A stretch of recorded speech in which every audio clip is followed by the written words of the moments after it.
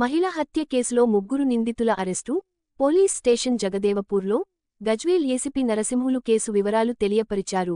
ఈ సమావేశంలో Gajwel rural CI Mahender Reddy, Jagadevpur SI Krishna Reddy, police సిబ్బంది పాల్గొన్నారు.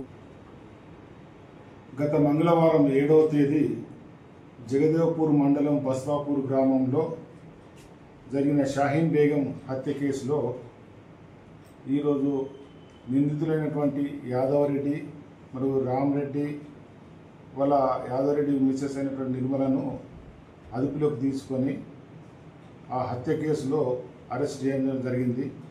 ఈ కేసు వివరాలు ఏమనగా, యాదవరెడ్డి కూతురైనటువంటి అపర్ణ గత జనవరిలో అదే గ్రామానికి చెందిన అబ్బాస్ అనే వ్యక్తికి ప్రేమించి పెళ్లి చేసుకోవడం జరిగింది. అనంతరం ఆ గ్రామంలో నుండి వెళ్ళి వాళ్ళు జనగామ మరియు కుకునూరుపల్లిలో కొంతకాలం పాటు ఉన్నారు.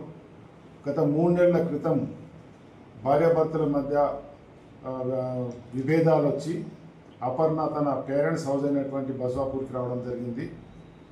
మళ్ళీ గత మంగళవారం రోజు ఆ అబ్బాస్ కాంటాక్ట్ చేసి మేము ఇద్దరం కలిసి వెళ్ళిపోదామనే క్రమంలో మాట్లాడుకున్న అనంతరం అబ్బాస్ కార్ తీసుకొని బస్వాపూర్కి వచ్చాడు.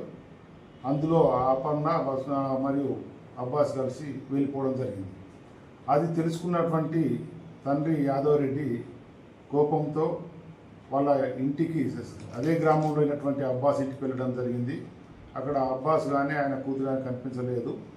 అబ్బాస్ యొక్క తల్లి షాహీనా బేగం ఇంట్లో ఉంటే తన కూతురు మరియు కొడుకు గురించి విచారించగా వివరాలు తెలుపనందుకు ఆవేశంతో ఐరన్ రాడ్తో దాడి చేయడం జరిగింది.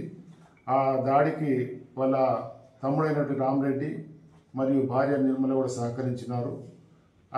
తీవ్రంగా గాయపడినటువంటి ఇంజూర్డ్ షాహీన్ బేగంను గజ్వేల్ ప్రభుత్వ ఆసుపత్రికి తరలించగా అప్పటికే ఆమె మరణించడం జరిగింది. అట్టి హత్య కేసు జగదేవ్పూర్ పోలీస్ స్టేషన్లో నమోదు చేయడం జరిగింది.